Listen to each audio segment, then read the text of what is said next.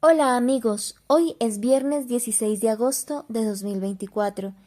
Esta es una edición especial para el Santuario de Nuestra Señora del Rosario de Chiquinquirá, el Santuario Mariano Nacional de Colombia. Estos son nuestros 5 minutos de gracia. Fray Nelson Medina toma la palabra de Dios para este día y juntos vamos a buscar una luz que ilumine nuestro día. Escuchemos con atención.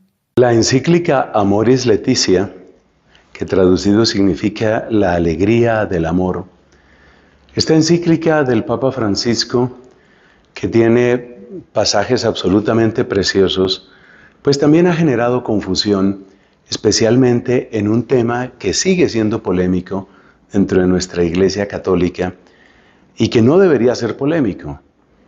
Me refiero a las parejas divorciadas y vueltas a casar. Pues digamos que en una teología sencilla y directa como la que nos ofrece el Evangelio, una persona que está divorciada y vuelta a casar, si tenía un matrimonio católico, perdón, pues esa persona está en adulterio. Realmente eso es lo que dice el Evangelio. Como la palabra adulterio suena muy fuerte, entonces pues se ha utilizado esa expresión verbal larga, ese circunloquio, divorciado vuelto a casar. Yo entiendo por qué se utiliza esa expresión. Se utiliza básicamente porque la gran pregunta es ¿cómo hacer para no excluir de la caridad a las personas que están en esa situación? Sobre todo por la complejidad en la que se puede ver una persona cuando ya lleva años conviviendo con una nueva pareja, tiene hijos con esa nueva pareja, probablemente llevan una vida de cierto respeto, de cariño, de humildad, de acuerdos fundamentales y muy importantes en cuanto a la educación de los hijos. Entonces, ¿qué hacer en un caso de esas nuevas uniones? Y bueno, otro documento del Vaticano, no directamente del Papa, pero sí promulgado con la autorización del Papa, es este que salió en el año 2023, en diciembre, que se llama Fiducia Supplicans y que se refiere a las bendiciones para parejas en situación irregular. De nuevo, pareja en situación irregular es una expresión larga para referirse, por ejemplo, a los divorciados vueltos a casar o para referirse a las personas que son del mismo sexo y que viven, como se dice, a la manera de los matrimonios, ¿no? Viven a la manera de los cónyuges. Entonces, yo entiendo, y muchos entendemos, por qué se hacen esas vueltas de lenguaje, ¿no? Divorciados vueltos a casar, parejas en situación irregular. Es tratando de no ofender, de no alejar, de que no se sientan excluidos de la gran caridad de Dios, de la gran misericordia de Dios. Pero por supuesto, el desafío que nosotros experimentamos como católicos es que nosotros no podemos oponernos a la caridad, pero tampoco podemos oponernos a la verdad. Y es que además sabemos que no hay amor más grande que el del corazón de Cristo, pero tampoco hay verdad más grande que las palabras de Cristo. Y las palabras de Cristo, cuando se trata de este tipo de situaciones, pues habla, por ejemplo, de adulterio. ¿Qué decir al respecto? Para muchos la polémica va quedando atrás, en el sentido de que para algunos, sí, el Papa dijo eso, pero yo voy a seguir enseñando lo que siempre he enseñado. Para otros, cambió la iglesia, por fin la iglesia se volvió amplia, por fin la iglesia se volvió inclusiva, por fin la iglesia puso por delante la caridad por encima de toda otra consideración.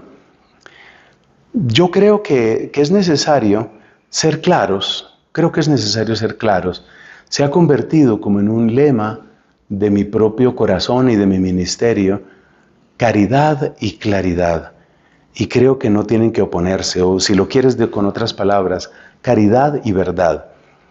Y la verdad en este caso es que no responde al plan de Dios. Una pareja entre personas del mismo sexo no responde al plan de Dios. No corresponde al plan de Dios que una persona viva en adulterio. Eso no corresponde al plan de Dios.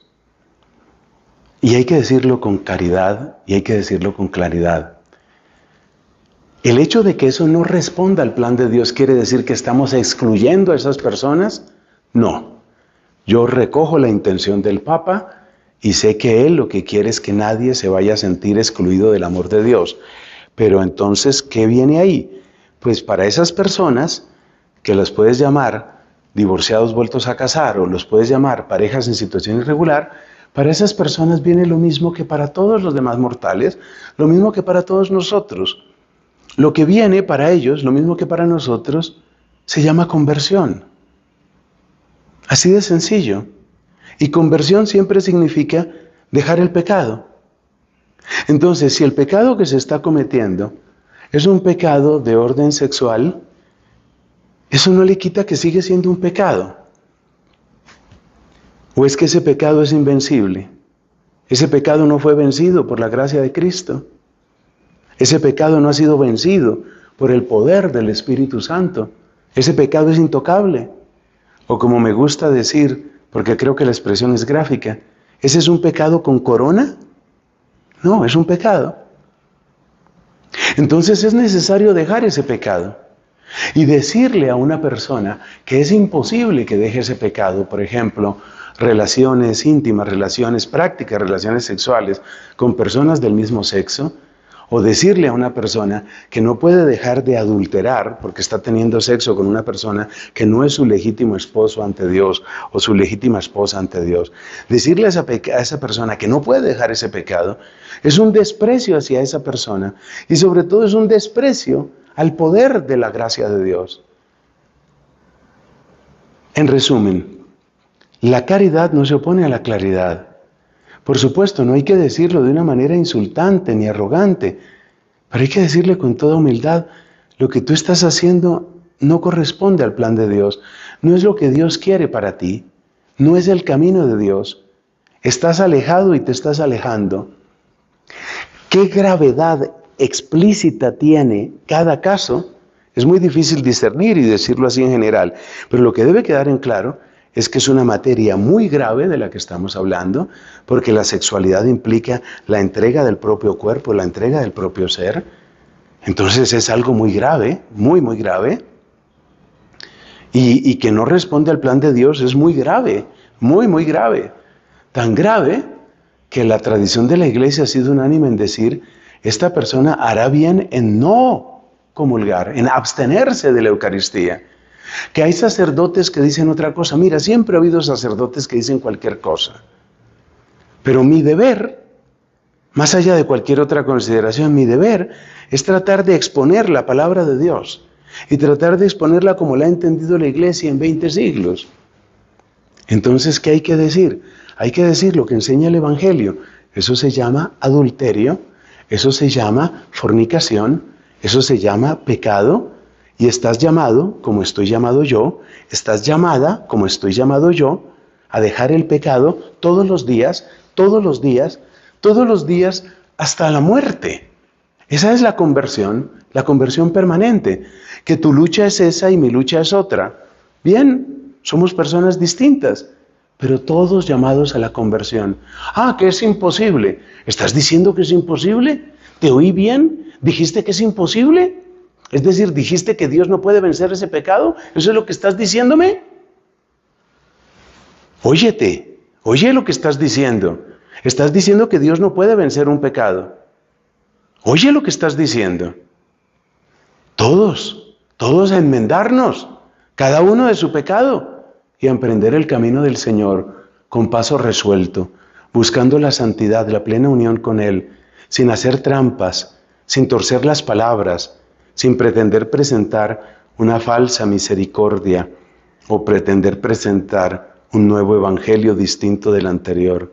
Que Dios nos ayude y por favor no dejemos de orar por nuestro Papa y por los papas que Dios nos conceda y no dejemos de orar por todo el pueblo santo de Dios. Amén. Soy Fray Nelson. Suscríbete, únete a mi canal. Extendamos juntos la evangelización católica. Dios te bendiga.